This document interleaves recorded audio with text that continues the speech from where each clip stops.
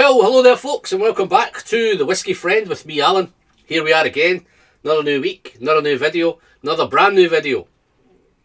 This time I'm tackling a couple of new ones on the channel. I've never done a Glenrothes before, so I'm going to correct that now. I'm going to tackle my first ever Glenrothes.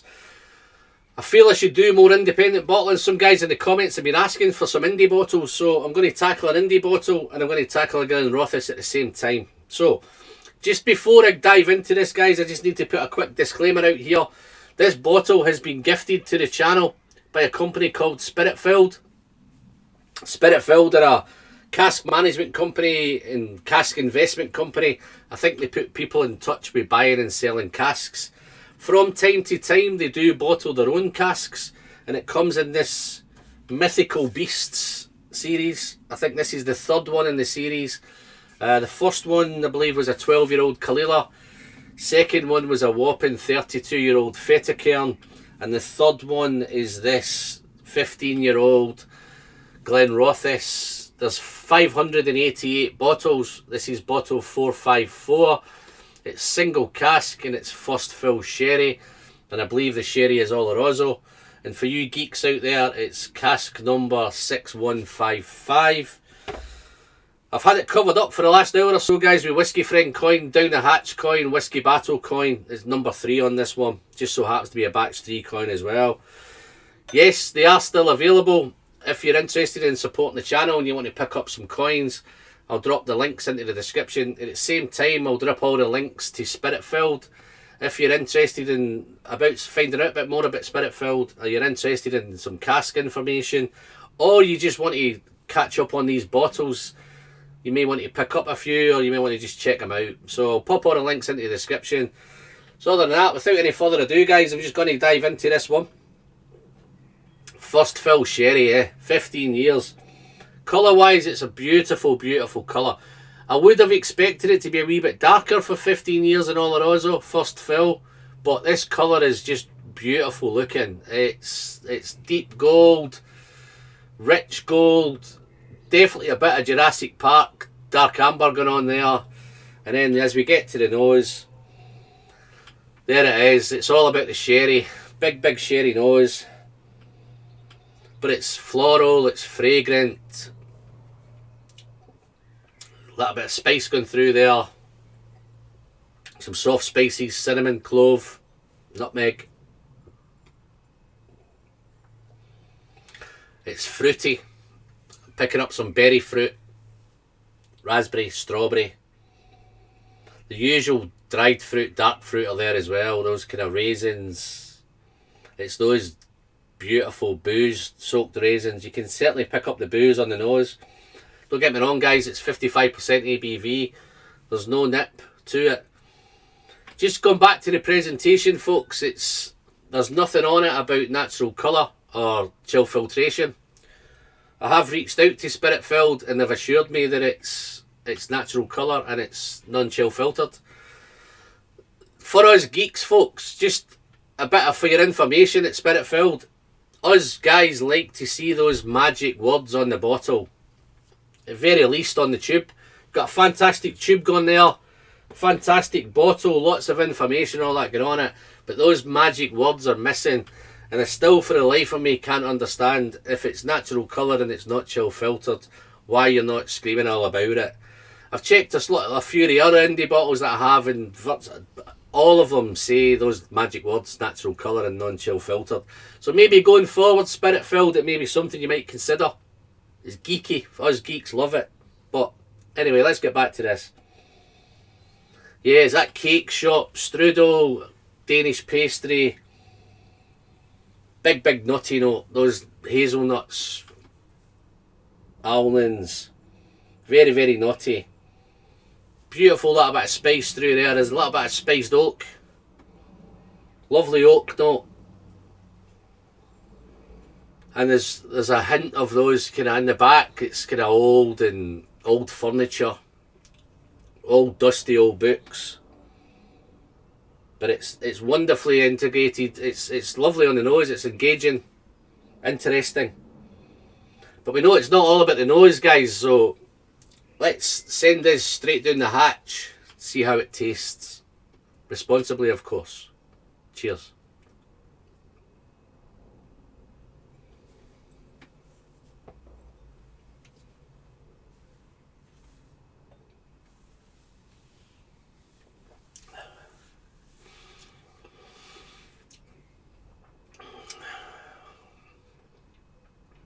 Okay, where to start?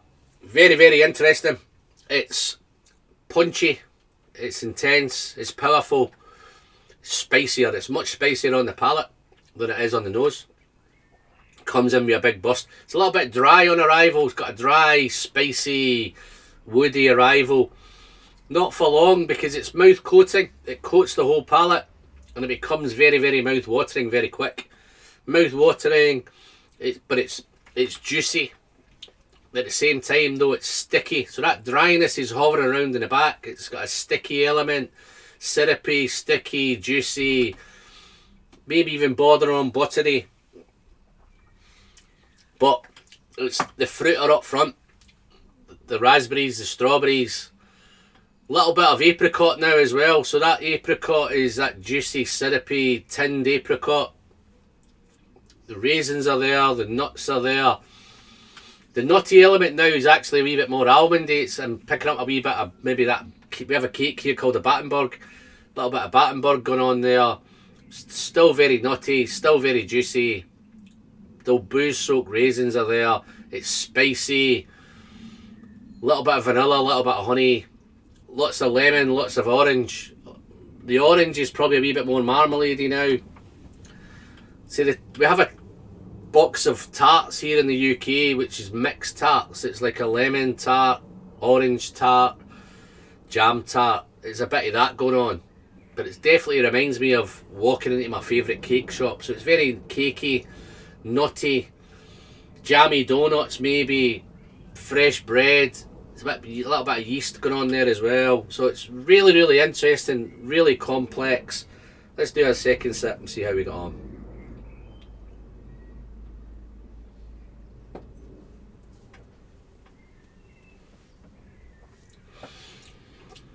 Top tip, guys, it's becoming so very, very easy to drink. I've not had this very long and I seem to be doing okay with it. I think I'm getting towards a third of the bottle gone already. So easy to sip, very interesting. Wow. Picking up a little bit of coffee there now as well, a little bit, maybe a little bit of mocha. That old stuff's there, the old furniture, the old, not that I'd taste old furniture, but it's got that kind of old, woody. Yeah, really, really nice. But guys, I always thought it'd be interesting to try this one. I've tried it a few times now with water, and I thought I'd give you the best of both worlds. So let's pop a little bit of water in this.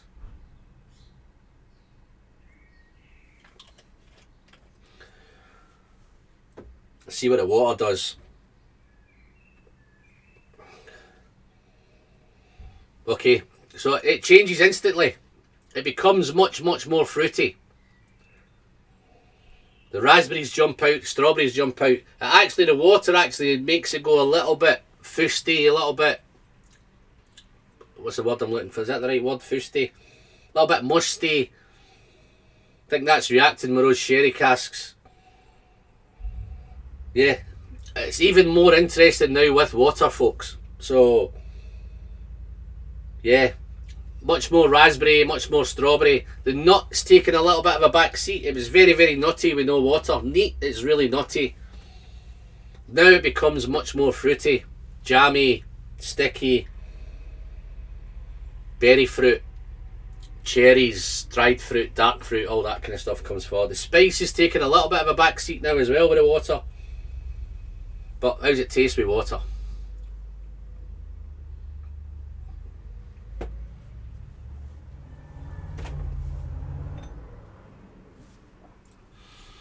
Okay. Hasn't affected the mouthfeel. Still nice. Still spicy on arrival. Still spicy on the palate. But it's much more... It's taken a little bit of the heat out of it. So it's much more easy to sip. So if you like your high ABV whiskies, then you probably do it neat. if you want to be a wee bit more interested and check it out. If you've got the bottle, then you might want to mess around with a wee bit of water here and there, really, to find your sweet spot with it. I'm actually thinking I'm preferring it with water. Yeah, it's fruity, it's still nutty, a little bit of coffee element in there, that old stuff, the old wood, the old spiced oak. Really, really interesting whiskey, guys.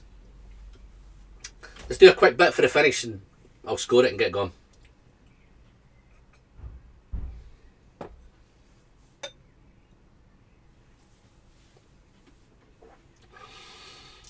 The finish is still that little bit of dryness kicking around. So that old woody, oaky dryness is still there, but at the same time it's still sticky, it's still juicy, it's still jammy.